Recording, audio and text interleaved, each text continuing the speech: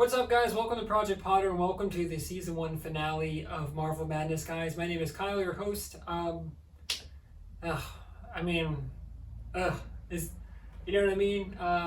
So if you guys haven't been to the channel before, like I said, guys, welcome to Project Potter. This is our Marvel What If in review, our Disney What If in review. This is the season 1 finale. We are getting a season 2. Do we want a season 2?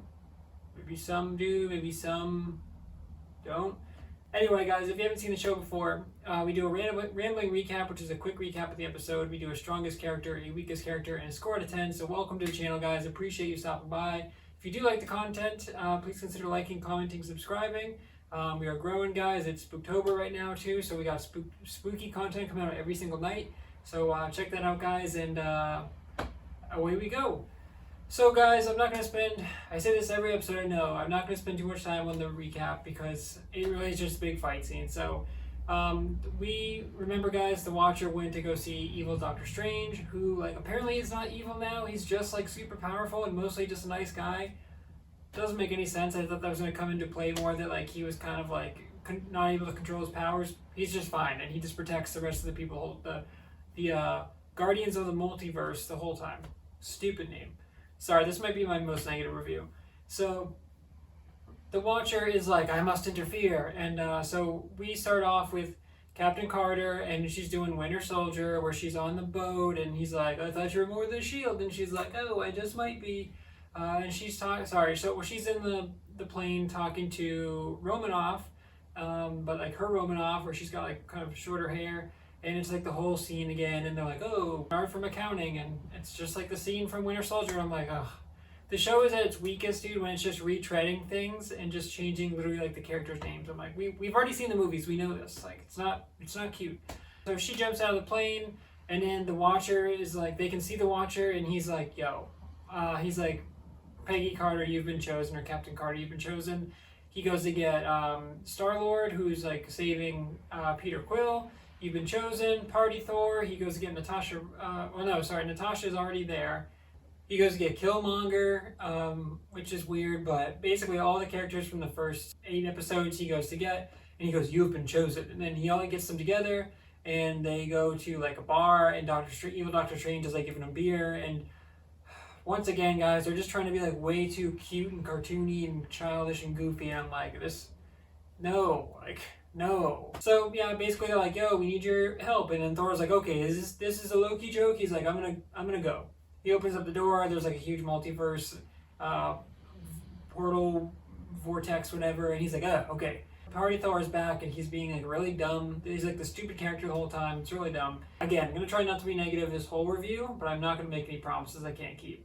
Basically, the Watcher explains to them, hey, there's Ultron. We basically go through like when the original Sacred Timeline Avengers find out about the stones, where like they're like, oh, these are the stones, and Ultron's got them, and guess what? He can go in all these dimensions, but he's gonna wipe out the multiverse, and he's destroying your homes. And I'm like, okay, we get it, dude. We don't need to be explained that, because we already know all of that. So when you have a 35 minute episode and it's already rushed, you shouldn't be telling us that, because we already know all that. You just quick thing, and then they just need to go, okay, so this, like maybe the characters like read it back to us so that we know that they were told, but we get it, dude. So they get them together, and he's like, you guys are now the Guardians of the Multiverse. And I'm like, they said it like it's supposed to be a thing, and I'm like, this sounds so stupid.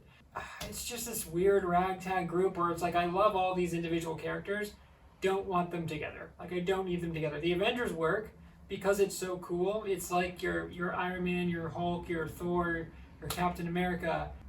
That works. This does not.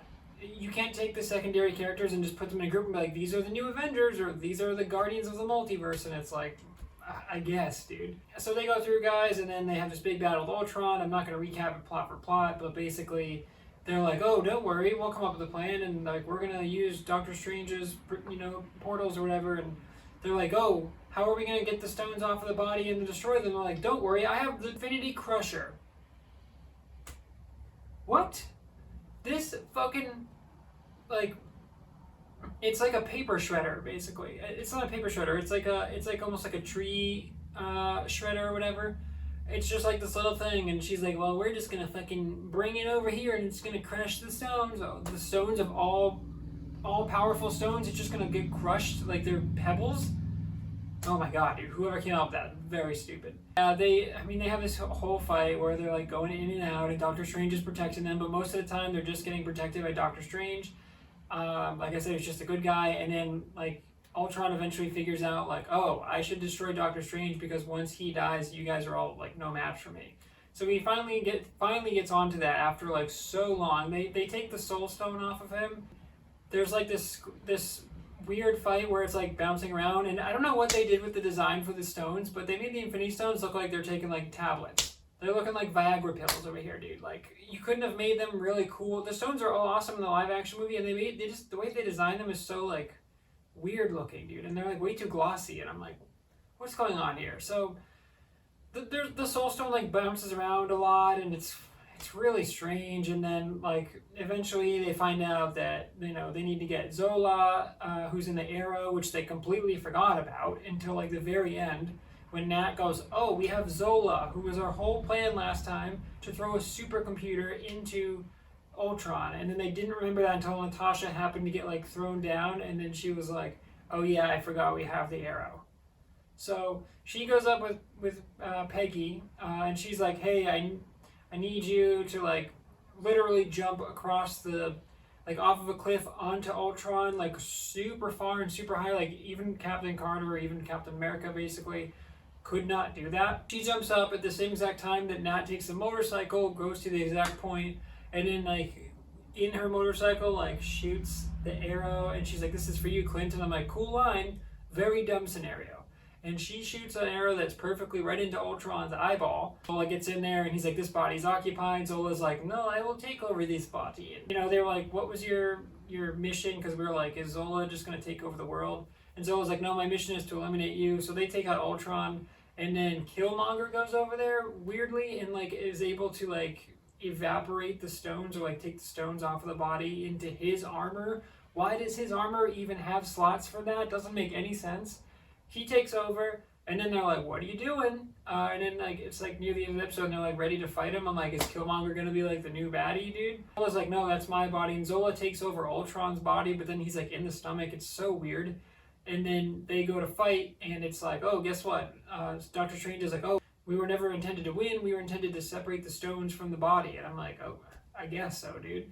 And then like the stones are kind of floating or whatever. I don't know. Doctor Strange puts Zola / Ultron and Killmonger, who seems like such a weird choice, in this little like forever bubble, whatever like he was in.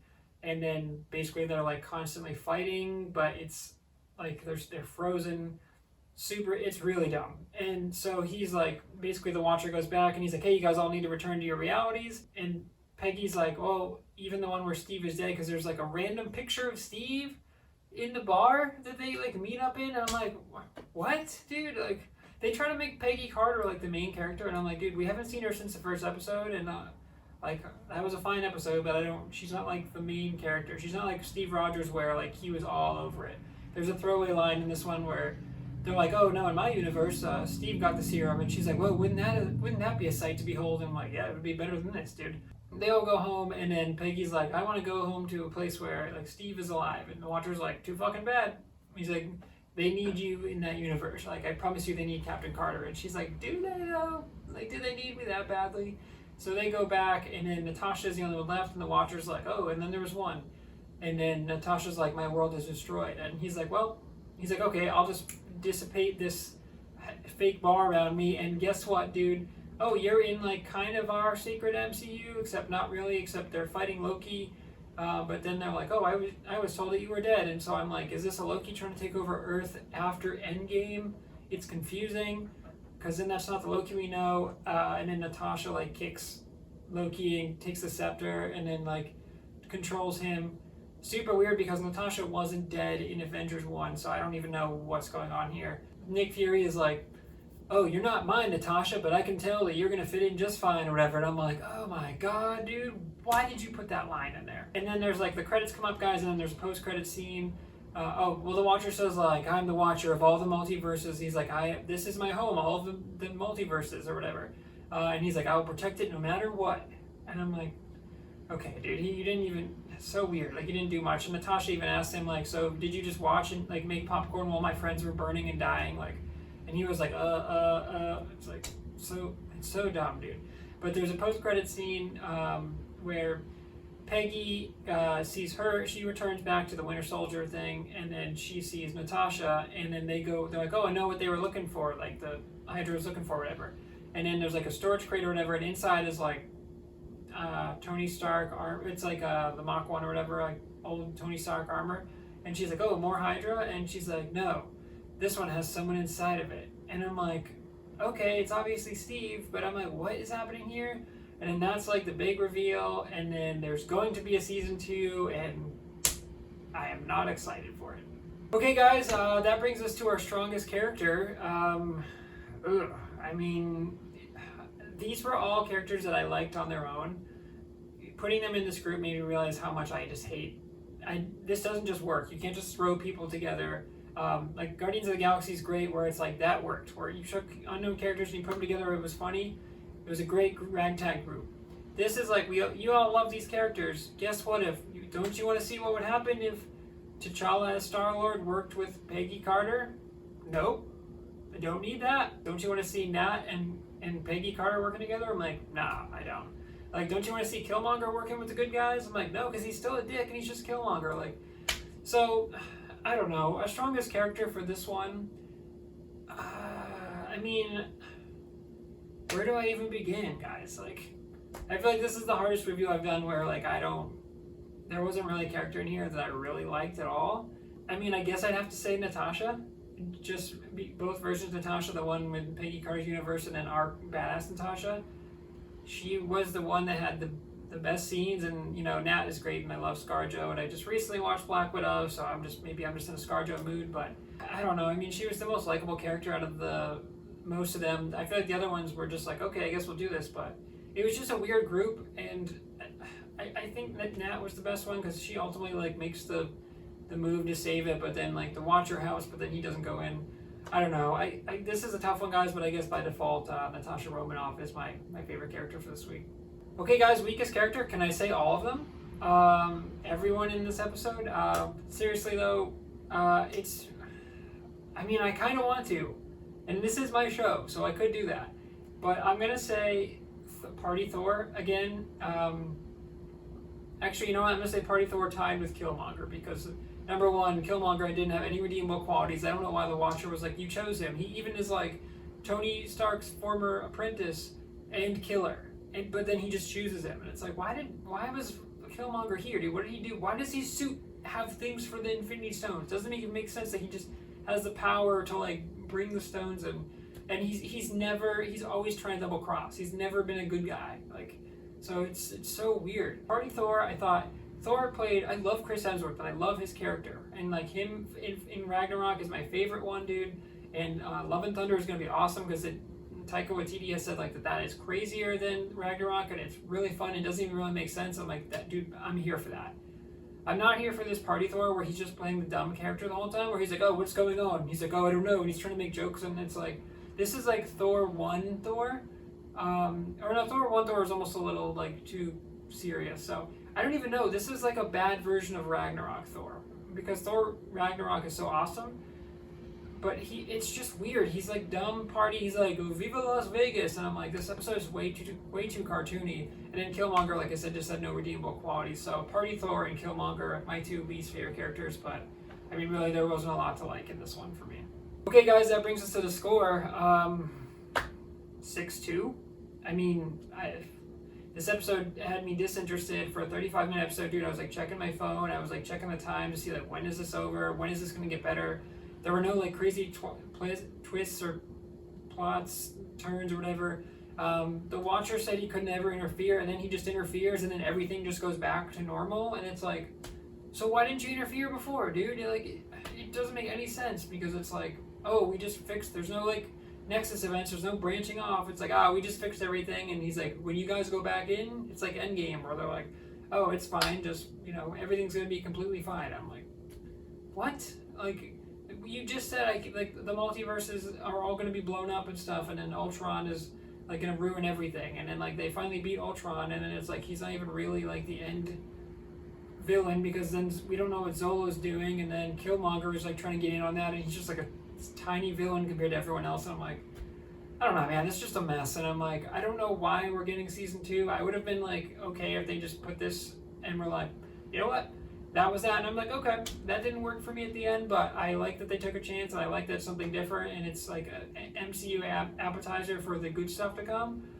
But I'm just like, dude, when they're like, oh, season 2 is already confirmed, and like it'll probably come out next year, and I'm like, look, I'm going to review it for you guys, because I when I commit to a bit, I commit to a show, I'm gonna do my due diligence.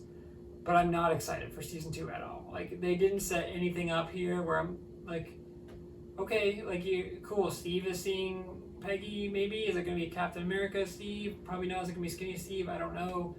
It doesn't make any sense, dude. I don't. This episode is just a mess, and I was just like, they took way too long, like going getting everyone together and then explain it again, and then just like their plan was like, oh, we're gonna like kind of do what we did in Infinity War, where everyone gets a different piece, but like Infinity War is really clever, and in this one it's like, oh, we're just gonna get this little grinder and get these, like when they put it over the stones and it's like going through the stones, I'm like, this is the stupidest thing I've ever seen in the MCU, dude. So yeah, dude, I hated this episode, and I am not looking forward to season 2. Okay, guys, well, hopefully you guys are still checking out the content after this. I promise not all of my content is this negative. In fact, most of it is not.